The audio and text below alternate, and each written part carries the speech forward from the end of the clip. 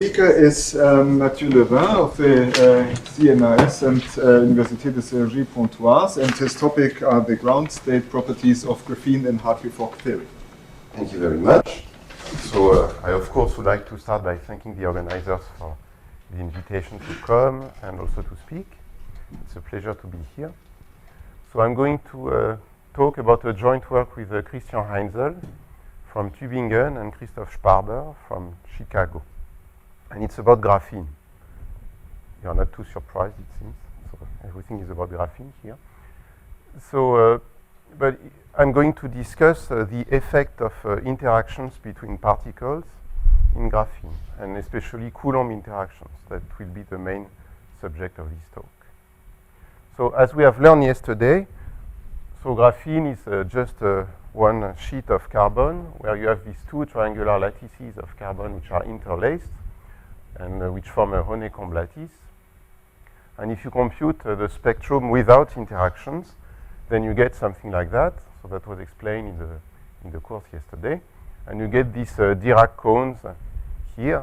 And then if you zoom a lot, then you can conclude that the charge carriers in graphene are well described by a 2D massless Dirac operator. Okay, so that's what was explained yesterday.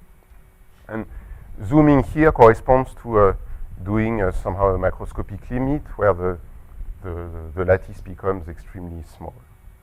Okay. So the 2D massless Dirac operator is just this one. So you've got the Fermi velocity Vf here, which is just a number given. So it's just somehow the angle of this cone. Okay. And then sigma p. So P is going to be minus I gradient for me. So then it's sigma dot minus I gradient, which is just this here. And I will denote by D0 just sigma times P. Okay, and then I want to keep track of the Vf everywhere, so that's why I'm just calling D0 for Dirac, the operator without the Vf. Okay, and the sigma matrices, you know them, so I just recall them here. So what we want to do now is to add interactions between particles and see how this effective spectrum is going to be modified by the interactions. And it depends a lot what kind of interactions you put. So actually it was proved by Giuliani and Mastropietro that if you take short-range interactions, then the picture is not going to change much. The cones, they will stay a cone, and I mean, they might move a bit, but the general shape will not change. Okay? However, if you take long-range Coulomb interactions, then the situation is not completely clear from a physical point of view. And actually, what's happening is that it depends on the model you use. Okay? And then it's not really clear which model is the best for graphene. So there are three models that people have considered. Maybe there are more, but at least I know three.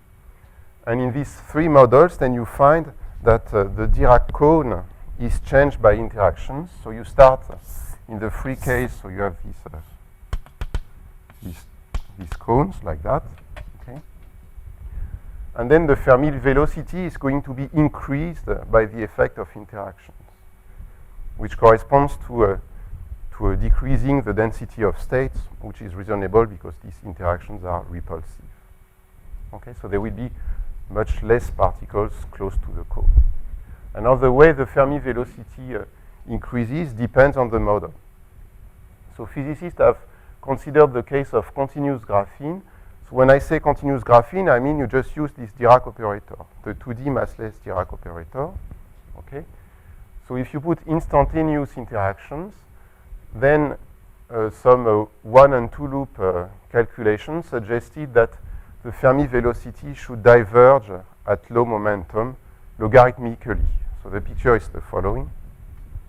So maybe I should draw the axis. So somehow it becomes the cusp like that. Well, it's a log, so it's a tiny cusp, but it's a cusp anyhow. So that's the case of continuous graphene with instantaneous interaction.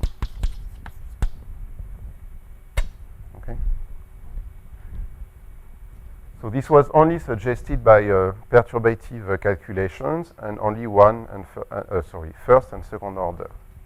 There is no theoretical result justifying this effect so far. I mean, more than this second order calculation. So if now you take continuous graphene and you let the particles interact with the photon field, okay, so now the photons, they live in the hole of R3, and then you get retarded interactions. Then Giuliani, Mastropietro, and Porta studied this model. You also have to put an ultraviolet cutoff, of course, which mimics the fact that you have this lattice. Okay, so there is a lambda which is hidden here. And then they could prove that the Fermi velocity is increased, but it still has a finite limit when p goes to 0. So here there is no limit because it's a log, but here it has a finite limit. But still, if you look how it converges to this limit, and there is an anomalous exponent, so it converges like a constant times p to a very small exponent eta. Okay, so the picture is a little bit different now. So now there is a limit, so the speed is increased a little bit. Okay, but now it's somehow still a cone, but if you look at if you differentiate the Fermi velocity, then you see you see this effect here. Okay. They were not very satisfied by this result because the V star is not something universal. And then what they did was to look at to go back to the Hubbard model, okay, again with retarded interactions. So now the cutoff is somehow encoded in the lattice. So they put the lattice, they put the lattice back, and then they showed exactly the same, but now here it's the speed of light. Okay, so at very, very low momentum, then in this model, the Fermi velocity increases, okay, and it becomes the speed of light in this model. So that's what was done. And I've discussed a lot with Giuliani and Mastropietro and Porta, and they told me that they couldn't do anything in the first case here, so they were not able to justify this log. And maybe I should emphasize that their results in these two cases, so it's done by renormalization group analysis, so they only, so they could not prove that they have a convergent series. So this eta is a formal series in the coupling constant, and there is a constant in front here, and the V star also. And they could not prove the convergence of the series. It's only order by order, but they can do it to any order. Okay.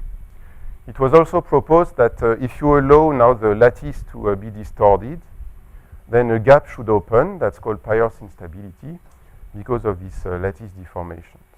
So you see there are many things that can occur in graphene when you have interactions, and it's not, and it just depends on the model you use, and it's not really clear what is the true picture. I mean, the true picture is maybe a mixture of all this. I mean, it's not really known. So there is a famous experimental paper which was published just 1 year ago, essentially, where for the first time they really saw the fact that the cone is changed in the presence of interactions. And to see this, you really have to zoom a lot close to the cone. I mean, if you are at energies far away, then you think that you see just a perfect cone, and you have to zoom to see the effect of interactions. So you should not look at these two pictures, which I don't quite understand myself, but here is the Fermi velocity V in terms of the density of state n, and n is just k squared. Okay, so you have to take a square root, and then you get V in terms of k, or in terms of p. And they plotted the log because they wanted to compare it with the log, and they say there is a good agreement with the log. You see. Notice that for p very small, they almost, their measurement is almost 3, which is the speed of light. Okay, so I think if you look at the picture, it's not clear that it's really a log. I mean, it could as well be a power law. I mean, so you see this is ongoing research, and it's still not yet completely understood what's going on, the physics side. So the purpose of this talk will be to explain the appearance of this log rigorously. So I will show you that in a very simplified model, then we can show that Vf is really given by this log, and that will be a non-perturbative result. Why do you say the speed of light? I mean, that's 300 times motion. Oh. Or was it plotted in a different way? Oh. It says 3 times 10 to the 6, no? Oh, it's 10 to 6, you're right, yes. Yeah. Oh, so they didn't go, yeah, okay, so that's right, so they have to zoom a bit more to really see the speed of light. Thank you. Okay. I was a bit too optimistic. Okay, so the purpose of this talk will be to study the Hartree-Fock approximation of graphene with interactions, and we will do it non-perturbatively, and we will find the log. Okay, so that's what I'm going to explain to you now. So what is the model? So I will start by telling you what is the Hamiltonian of the system, and then I will reduce to Hartree-Fock right away. And here I will be quite vague. If you don't really know what it means, don't worry, I will soon define the model more precisely.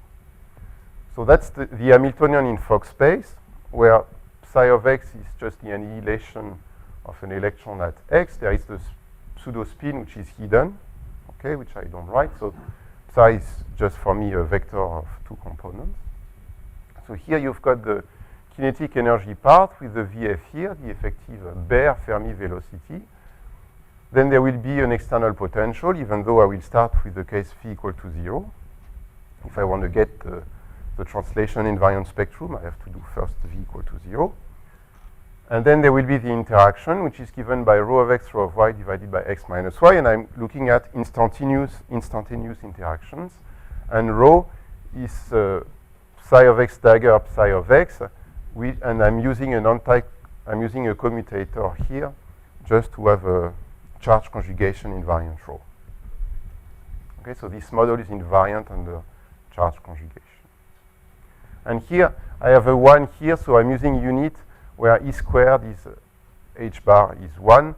And actually there is also sometimes a dielectric constant of the substrate on which you put the graphene sheet, which pops out and which gives a constant kappa here dividing the E squared. Okay, and everything is set to 1, and then only Vf remains in my model. So what I want to do now is to understand what is the ground state of this Hamiltonian.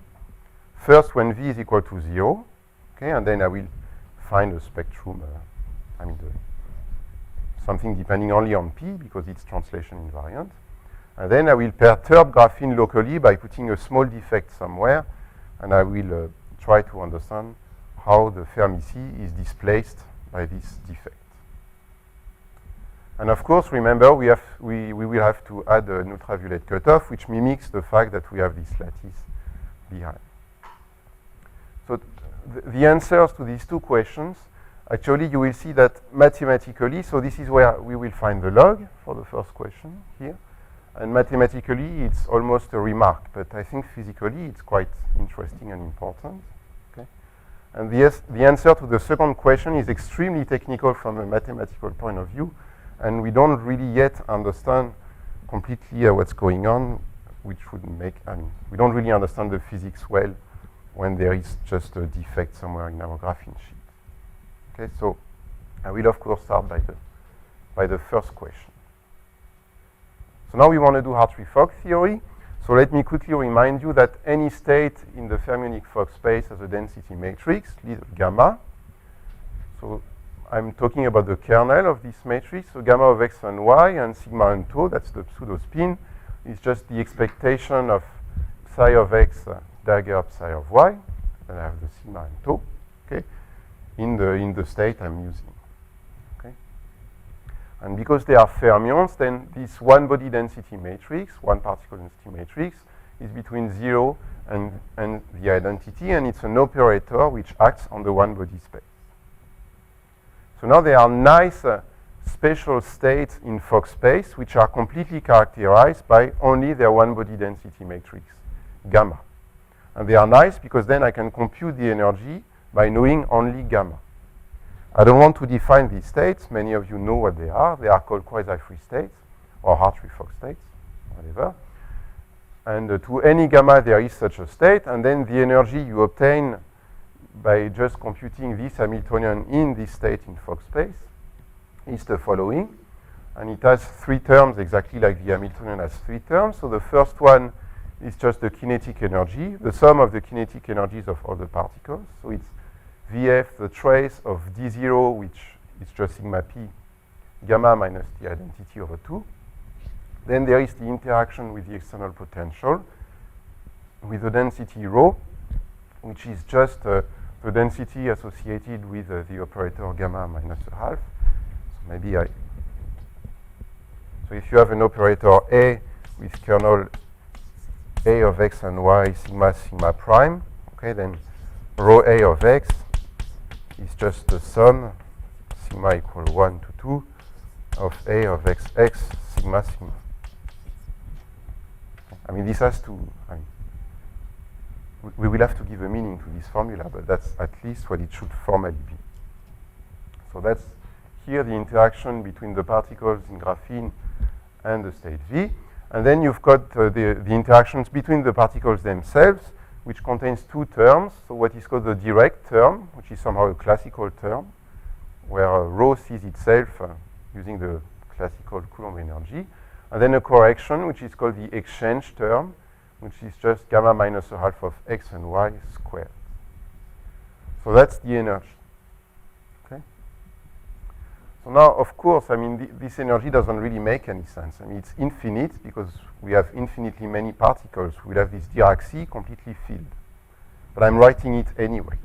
So if you take a box and you restrict the system to a box, then you will, and then you enlarge the size of the box, you will see that this energy actually behaves like the volume, or like the number of particles you have. Okay, so it's a formal expression which doesn't really mean anything, but I will explain to you which meaning we can give to this expression. So let us look at the case where V is equal to 0 and where we don't have any interaction at all, okay, which is somehow formally the same as taking Vf infinite, so we throw away these terms here. Then if we look at the ground state, we have to minimize this energy here over gamma. But now when you have a matrix D0 and you minimize, so that's just a constant, so I can just ignore it. And you want to minimize the trace of D0 gamma, and the constraint is that gamma is between 0 and 1, then you will find that gamma has to fill all the negative eigenvalues of D0. So that's just the Dirac sea. Maybe we should call it the Fermi sea, I don't know. Anyway, so you see that when Vf is infinite, so when you don't have these two terms here, then the minimizer is at least formally the negative spectral projector on the negative spectrum of D0. Okay? I'm using this notation, so I'm projecting where T0 is negative, and that's just the Fermi sea. We had this picture yesterday of just filling the Fermi sea up to the Fermi level, which is 0 here. Okay? Good. So now we want to find the ground state of this energy when V is equal to 0. Of course, it doesn't really make sense because it's infinite, but we can do something and look at translation invariant states and then compute not the energy, but the energy per unit volume. So this is what we are going to do now. Okay. So first, we have to add this cutoff. Okay. We have to put this cutoff at some point. So adding a cutoff will just mean for me that I will restrict to functions which live in a ball in Fourier space. So I replace L2 of R2 with values in C2 by this H lambda here. I'm changing the Hilbert space. So that's the cutoff.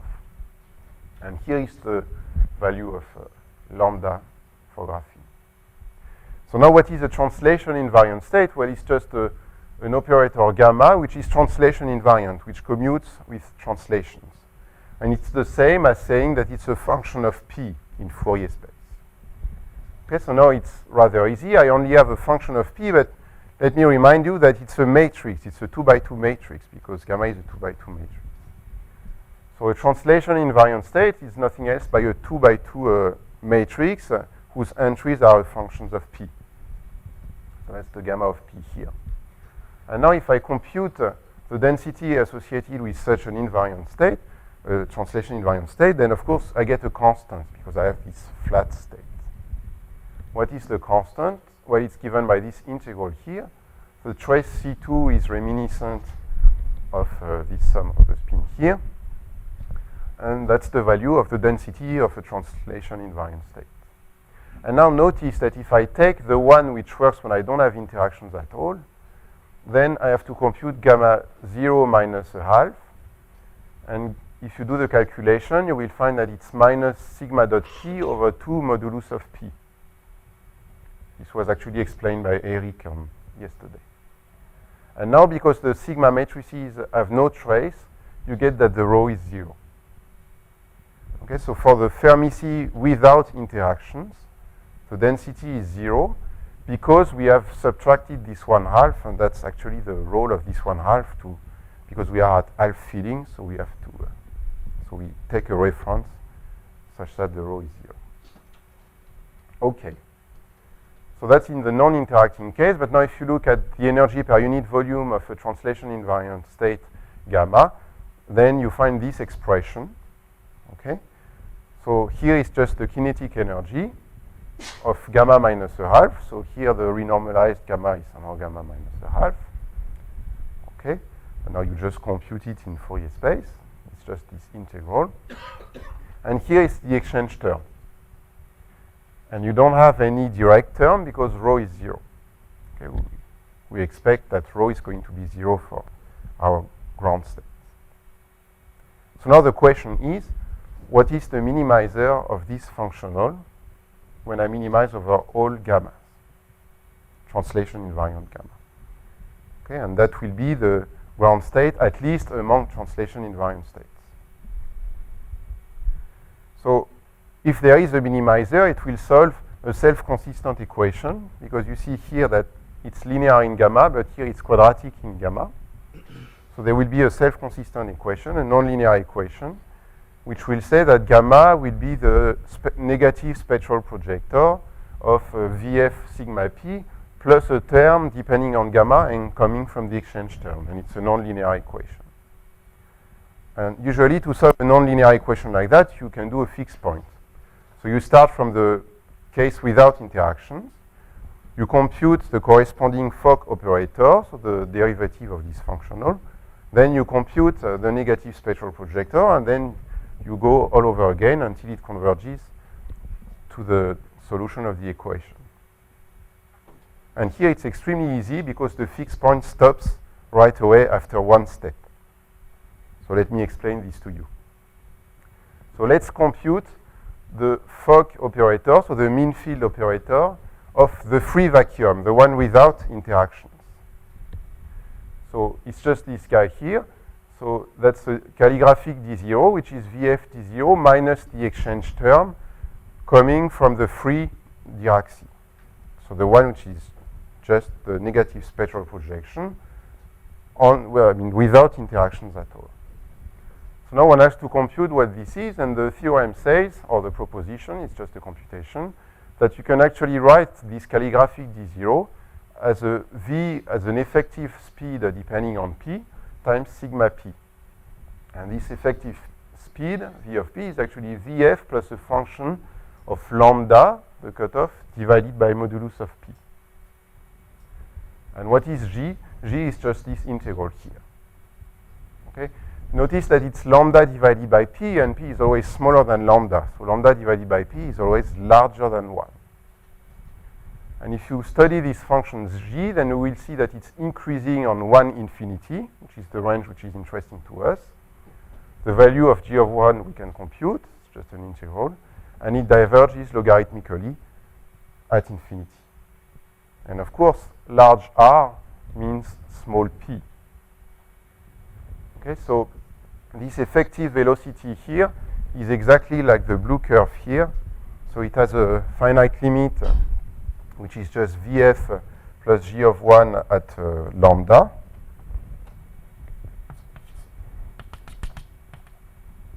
Well, when p is equal to lambda, the modulus around the ball. And then it diverges logarithmically at 0. And the important fact is that this function G is actually positive. And so the Fermi velocity is always increased by the interactions. The sign of the interaction is important here. Okay, so it makes it increase. And because G is positive, then you see that here you don't change the negative and the negative and positive subspace, because the only thing that you are doing is just to add a number here in front of this operator, but the sign is the same as when you put VF. So actually the negative spectral projection of this calligraphic D0 is the same as when you don't have VF. So it is our gamma 0 again. So that's exactly what I was saying, that if you try to do the fixed point, then it stops right away after the first iteration. So it's a little surprising. So the free Dirac without interactions is actually a solution of the interacting problem. But you have to change the mean field operator. Okay? So how do you, so you have to do the calculation. Let me explain it a little bit. So you have to compute this additional term in Fourier space. And in Fourier space, it's just like that. That's a function of P, where here you put gamma minus the identity over 2. Okay? And gamma minus the identity over 2 is just sigma k divided by modulus of k, well, minus 1/2. So you get this expression here. And now you can put the sigma outside. So you get sigma dot, this integral here, which is a vector. Okay? So it's a vector in R2. And now the argument you see is just that because of symmetries, it's completely clear that this vector here is always collinear to P. And because it's collinear to P, you can write it P times G of well, actually it's not G of P, it's G of lambda over P. Sorry, that's a mistake here. Anyway, P times a function of P, and then you compute this function of the absolute value of P, and you find this G which is over there. It's just a calculation. Good. So here we have just seen that the non-interacting ground state is actually a solution of the interacting equation. But I mean, we might say, well, it doesn't really tell us that it's the true ground state. But it is under some conditions. So let me introduce the following function here. So it's a real function depending on VF. Okay? So this function here is the best constant in some Hardy type inequality. So I'm doing the soup over all non-zero phi's, which have a compact support in Fourier space in the ball of radius 1. And then I'm doing the soup of the following quotient. So the 1 over x, and here the absolute value of d0. Okay, and I'm taking lambda equal to 1. So it's just absolute value of p, vf plus g of 1 over p. Okay. So let me call this function of vf h of v. It's just a function. Okay. So notice that because g is an increasing function of r, then this thing here is always less or equal than 1 over v plus g of 1. Okay. And now here in the soup, you can remove this condition on the support of phi. And this thing here is now just Hardy's inequality, or Kato. I mean, I don't know how you want to call it. So the fact that you can control 1 over x by p. And the best constant is known, and it's given in terms of gamma, of the gamma function. Okay? That was in your talk, I guess. Hilbert. So you get this bound here. Okay, so you see on this function f, h, we have the following information. So so it's a decreasing function, that's easy to check, and it goes to 0 when vf goes to infinity. So now the theorem says that if vf is larger than h minus 1 of 2, it's an decreasing function, so there is an h minus 1, then gamma 0 is the unique global minimizer of the energy per unit volume. Okay? And actually, we have very few information on this function h here. But the best that we have is this upper bound.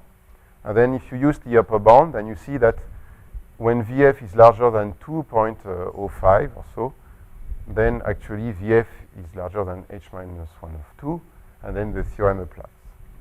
Okay, so I mean, in our units, the speed of light is 137, so it's quite huge. And here we can allow any Fermi velocity which is larger than 2 or so. And I think it's really not optimal. Actually, this is probably much lower, but I mean, to understand what this is, one would have to do some numerics on this function here. Okay. So let me mention that it's quite different from the massive 3D case which has been studied. So Lib and Zidentop, they constructed the corresponding translation invariant interacting Dirac-C, and there gamma 0 really changes when you switch on interactions. It's really it's really because of there is no mass that you get this funny behavior that the state itself doesn't change even if the effective operator changes. And then later with Christian and Jan-Philippe, we proved that it was the full ground state by using the following proof. So it's just these two lines proof. So you just compute the difference between T of gamma and T of gamma 0. Okay? And it's easy because there is a linear part and a quadratic part, so you just expand the quadratic part. And of course, the cross term that you get when you expand the quadratic part just gives the D0. And the calligraphic one because it was the derivative of the function, T. So you get this, and F is just the difference of these two. So you see that if you want to prove that gamma naught is the ground state, you have to show that this difference is positive. Okay? So you have to show some kind of Hardy inequality. You have to control this term here by that term here. And now, I mean, I define the h of v exactly as the base constant such that this is positive.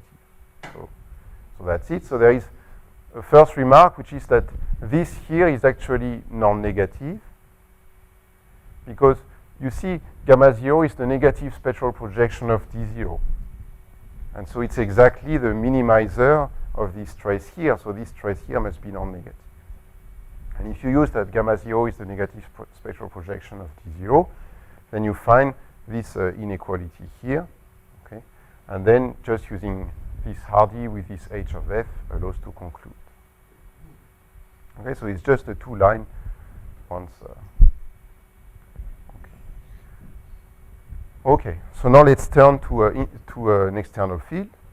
So now we will put an external field V, and we will want to know how this Fermi C is modified when we put this defect somewhere in graphene. And it's going to be a localized defect. Just imagine that you put one additional atom somewhere, and you want to know how the Fermi C reacts. Okay. So the theorem is the following. So it says that if Vf is larger than this number, then each time you take an external field, an external potential, sorry, V, and I'm thinking of a Coulomb potential, so I always assume that it's in the form nu star 1 over x. Okay, so I'm putting a charge somewhere. I mean, it could be neutral, it doesn't matter, then it just means that the integral of nu is 0. Okay, but I'm thinking of perturbing my system somewhere, and nu is something which is very localized. So it lives somewhere in space. For instance, it has compact support, but the only thing that we need is actually this condition here. Then the theorem says that there exists a ground state for the Hartree-Fock energy. I mean, remember that the Hartree-Fock energy is infinite, so it doesn't really make sense to say that there is a ground state. But what one can actually give a meaning to the difference of the Hartree-Fock energy minus the energy of the free Dirac-C. Okay, so that's the difference of two infinite quantities, and it actually makes sense. I will explain it to you. And that's a nice functional. And of course, minimizing this functional is at least formally the same as minimizing the energy. And so we proved that there is actually always a ground state for any V which satisfies this condition, and it solves the following self-consistent equation, which is now a little bit more complicated because we have V, and of course the Fermi C is going to be displaced by the presence of the external potential. Why does the difference scale with the volume? It does not. It's O of 1. It's a difference of two quantities which scales like the volume. Yes. But then, the divergent part is the same in the two, because we only perturb the system locally. Locally, yes. So the energy per unit volume is the same. So then this is just O of 1. So I don't divide by the volume anymore. You don't have the perturbation put all. No, it's only in one place in space. And what do we know about this perturbed graphene? So we know that it's almost Hilbert-Schmidt, but not quite. So it's Hilbert-Schmidt everywhere except at the Dirac point where we lose something because we have absolute value of P times a log at this point. Okay, so we actually know this. And we know that the rho is L infinity and it is such that this is finite.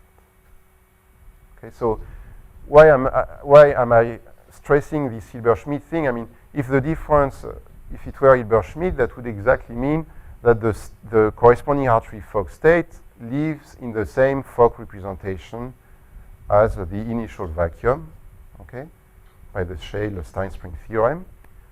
But this we don't know here. I mean, it could even be non-compact. I mean, something strange could happen at the Fermi point, at the Dirac point, and it's actually interesting to understand what's happening. Okay, but because there is no mass, it's very difficult to do any perturbation, and therefore we couldn't really go further than this. However, if we do it formally, then we can see what is the dielectric response of our medium. Okay, so we put this density nu somewhere, and then we want to know how is going to be the linear response of graphene when there is this density nu. And this we can see by just formally expanding in powers of nu. And it turns out that we have the following expression. So in Fourier space, the density of graphene, okay, is going to be a certain function of k times nu hat of k. And this function here is like the dielectric response somehow. I mean, up to putting 1 over k or whatever. So it's the response of graphene in presence, on first order, in presence of an external charge nu. Okay?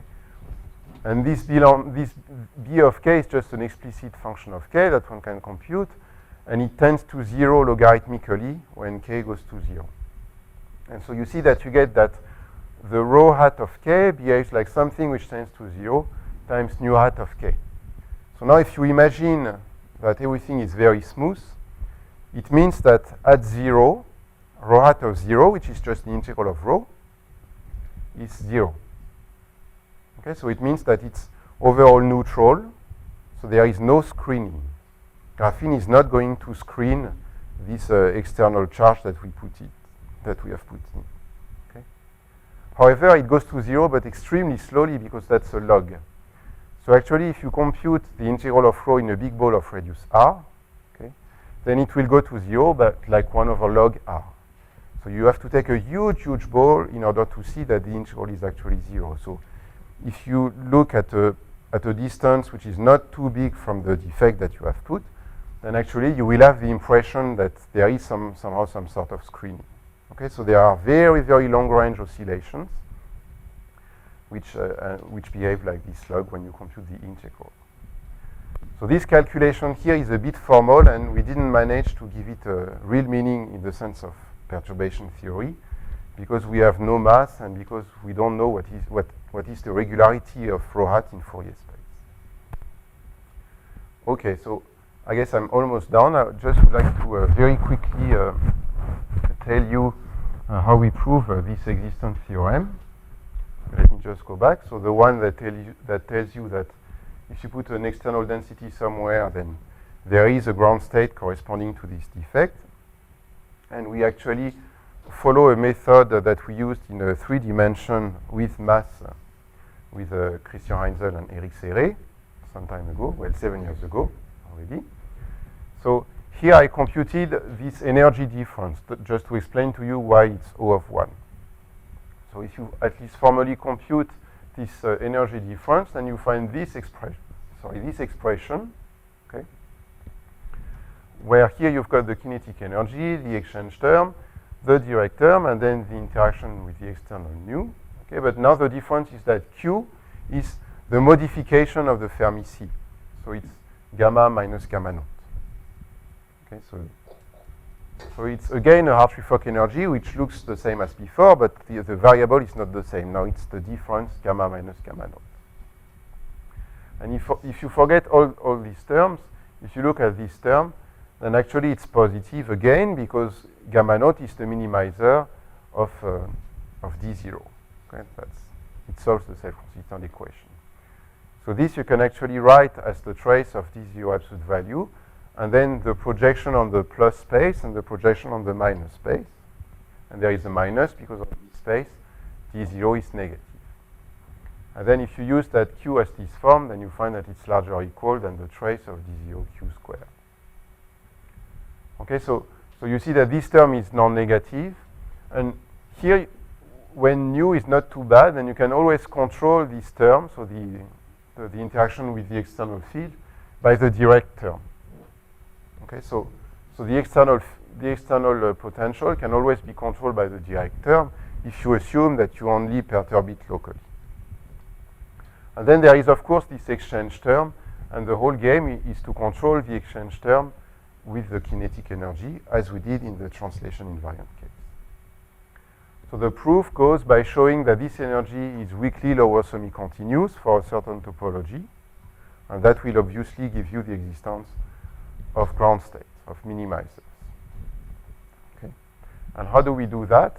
Well, first, this D0 is very complicated because it's a pseudo-differential operator. So the first step is to replace it by absolute value of P, which is still a pseudo-differential operator, but which we understand a bit better. And we can do that by just subtracting Vf plus G of 1. We know that this is always non-negative, this difference here. And then we are left with absolute value of P and then Vf plus G of 1. Okay, and because it's non-negative, this part is going to be weakly lower semi-continuous.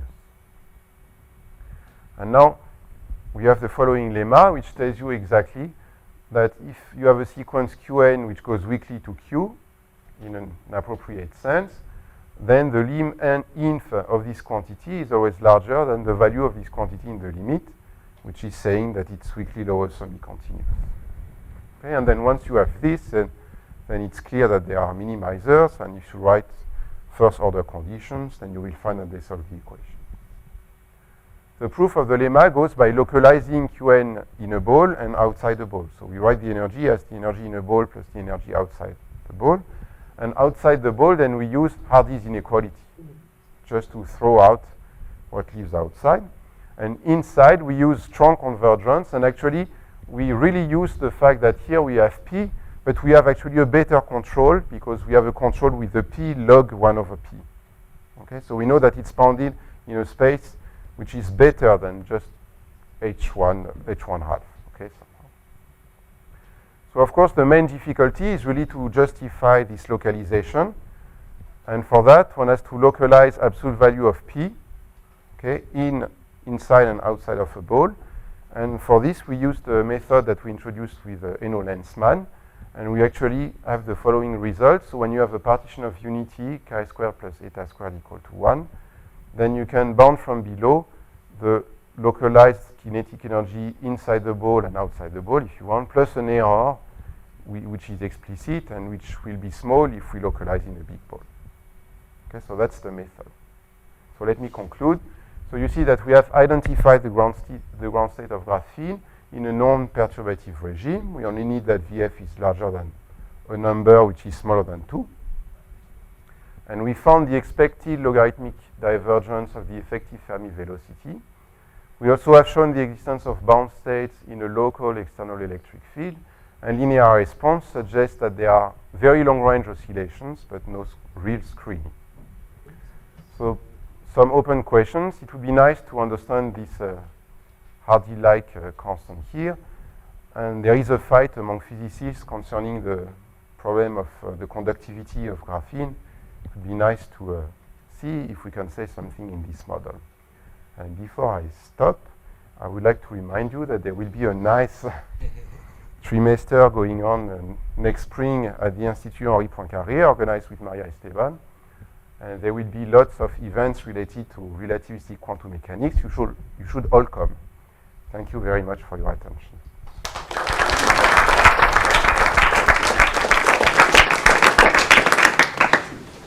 you very much. Are there any questions or remarks? You mentioned very long range oscillations. So what could you explain what? Oh, it's very vague. I mean, it's just due to the fact that this function. So in X space, you get the convolution between nu and the Fourier inverse of this function. And this one has this very long range oscillations. And a simple way to see it is just to compute the integral in a big ball. Okay, and you see that it decays to zero, but very slowly. So you see it's oscillating like that, but decaying very slowly. It is not decaying power-like. No, I think it's not power-like. No. But we don't really understand what it is. It's just a vague statement.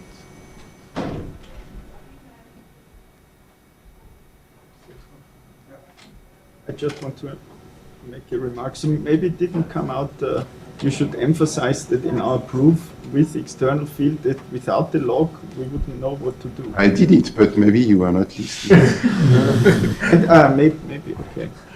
So here, I mean, to show that this functional is weakly lower semi-continuous, we really need to know that UN is bounded in a better space than just with P. We need the log, which kind of gives us a bit more. And that's to control all these terms that we get, because we have no mass, and then it's more complicated. Maybe you could emphasize that the way how we get to that is just taking the idea we had with Jan Philipp in this paper. Didn't I say that?